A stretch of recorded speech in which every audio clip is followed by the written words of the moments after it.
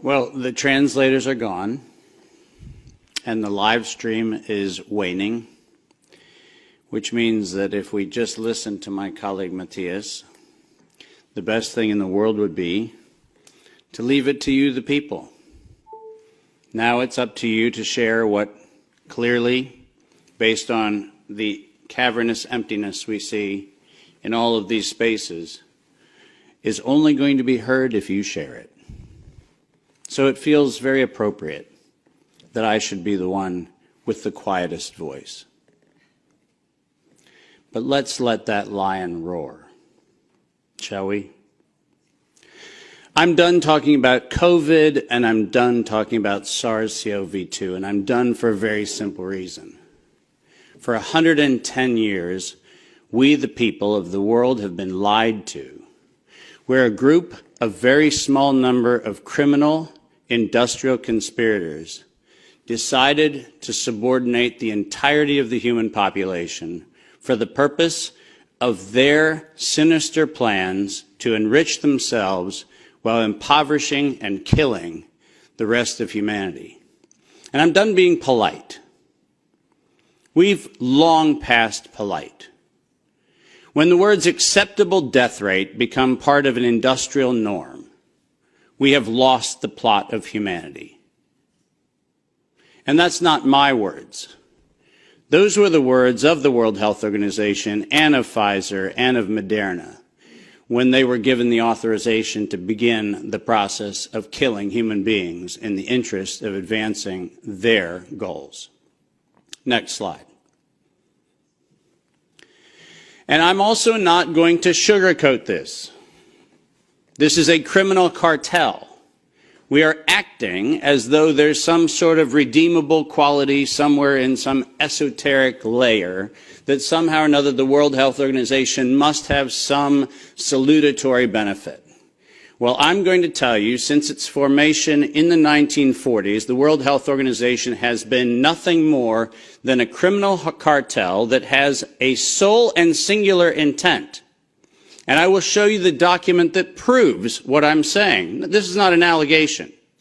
This is actually provable by their own words in their own hand. And they use a four-step process to execute every one of their nefarious plans. They begin by planning an exercise, then they go to the business of funding that exercise, then they create the rationale for the thing that they're going to do, and then they deploy and profit from it.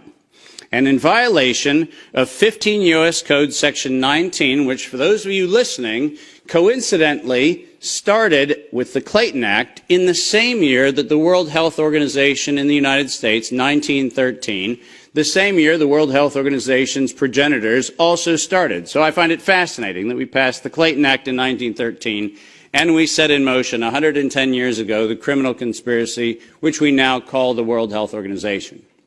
110 years later.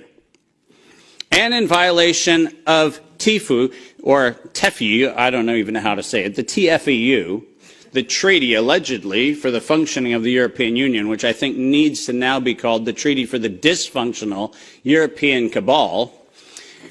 Article 101 unambiguously lays out the conditions that this was never a public health anything. It was racketeering for the purpose of instilling terror to adapt the behavior of a population. Period. That's what it was. That's what it always was. And we can come up with every theoretical argument we want to make about things, but the problem, even with the theory that we had an outbreak of something, is falsifiable for the data from Zurich that shows us that in the year of the death pandemic of the globe, life insurance companies paid $30 billion less in claims. Now, if there's a medical professional or a social professional or anybody else who wants to debate that we could develop a virus cunningly that could find out your bank account, your insurance policy statements, and whether you're paid up on your premiums, that's a big ask. It turns out that the data is unambiguous. We did not have a pandemic. We had genocide. And we need to call it what it is. Next slide. When I say we planned it, let's make sure we understand exactly the not so fine print of the fine print. And I want to call your attention first to the right-hand column of this slide. This is the 2011 data that the World Health Organization, the Wellcome Trust, PATH, and the Gates Foundation did on their wonderful worldwide program for a malaria vaccine for children under the age of 6 months of age. And in their clinical trial, it's helpful to point out that they murdered 66 children in the vaccine group and then cunningly used the term control for a control group in which they murdered 28 children.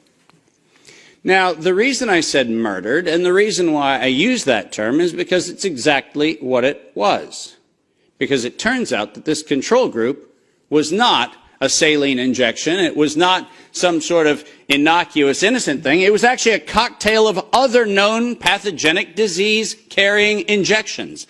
The control group was known to kill people, and the experimental control group was actually theoretically maybe going to kill people. And what we did was we actually went ahead and murdered them all. And cunningly, under Article 5, Section 13, which I've put on this slide, I want you to understand why I said, at its formation in 1947, when the WHO was funded and founded, it was funded and founded by people intent to commit a crime because of their own language. Section 13 of Article 5 ends with the following statement: immunity from personal arrest or detention, blah, blah, blah, immunity from legal process of every kind. Now, if you didn't intend to commit a crime, why would you need to give yourself permanent and absolute immunity from every form of prosecution, and it's worse, even investigation for prosecution of every kind? People sit there and pretend, well, that's like diplomatic immunity. Do you realize this isn't even meeting the standard of diplomatic immunity? This is a criminal organization who set in motion their own law to protect themselves against crimes they knew they were going to commit. And when I say they knew they were going to commit, I mean they knew it. Because their first Director General, none other than Dr. René Sand, who happened to be in the hospitality of the Germans in Dachau in 1940 earlier, in 1947, mysteriously, with the largesse of the Rockefeller Foundation, was nominated to become the first Director General of the WHO. And within 5 short years, René Sand decided to authorize the real purpose of the WHO in writing by then Director General Dr. Brock Chisholm, who advocated for population control as its primary objective. Does that sound like public health to anyone in this room? This is not public health. This is the advancement of the same genocidal program that began with the Carnegie Foundation's funding of the eugenics office at Cold Spring Labs in the United States in 1913 under the philanthropy of Andrew Carnegie. People, stop fooling yourself. We debate the leaves on the tree of what we call this pandemic thing, but we're not going to the root. This was an organized crime, racketeering entity set up to give itself first absolute immunity and then execute its plans to make sure it controls who lives, who dies, and who gets any chance at life. And if you think that I am somehow inflating numbers, let me be unambiguous.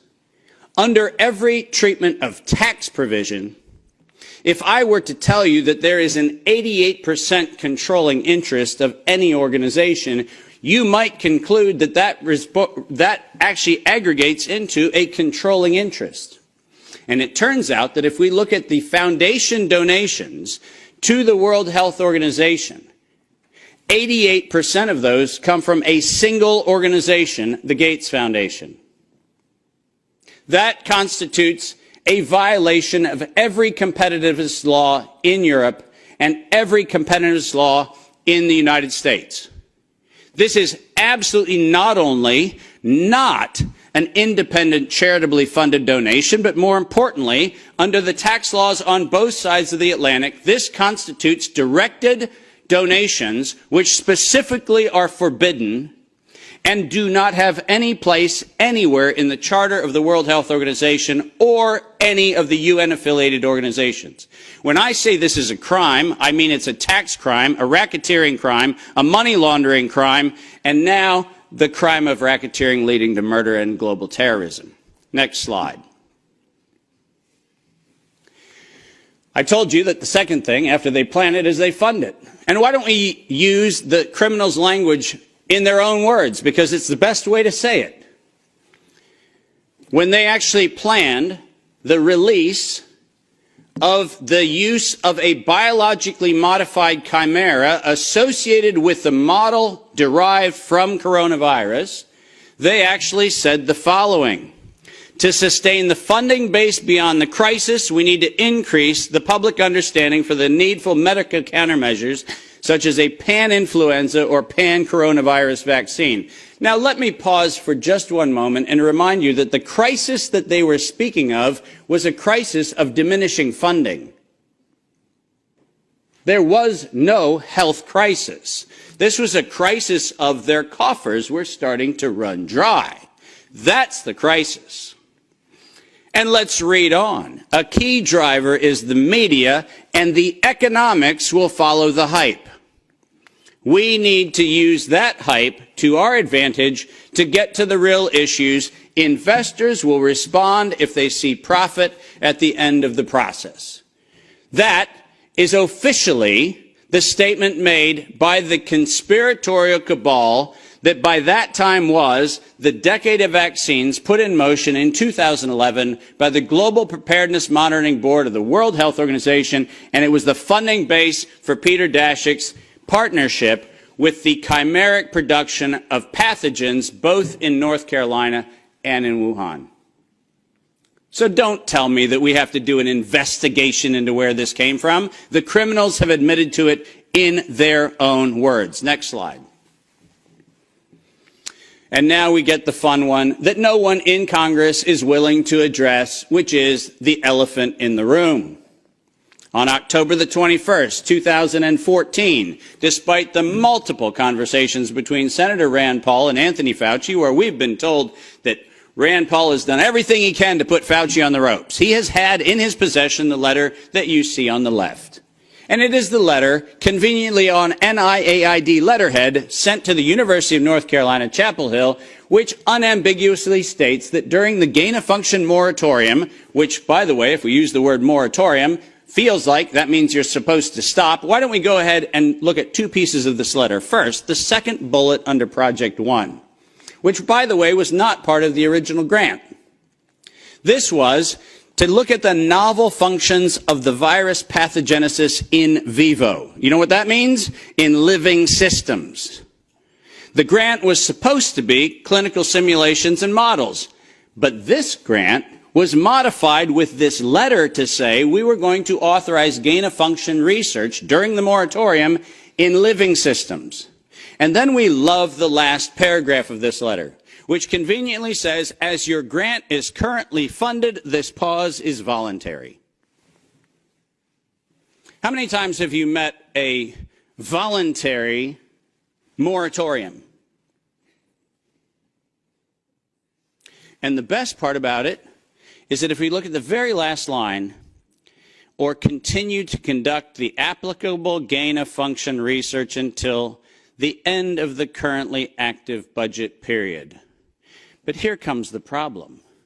You know who is supplying the budget? An indefinite term, unlimited amount contract from DARPA and from NIH. Isn't it convenient to have a perpetually funded project that needs to stop when the money runs out, when you find out that there is no point where the money runs out because there is no end to the thing that has no end? And lest you think that I'm making an allegation, which I'm not, I'm making an accusation. Let's be clear. And there's a big difference. I'm not alleging anything. They actually went to the trouble of telling us that it was going to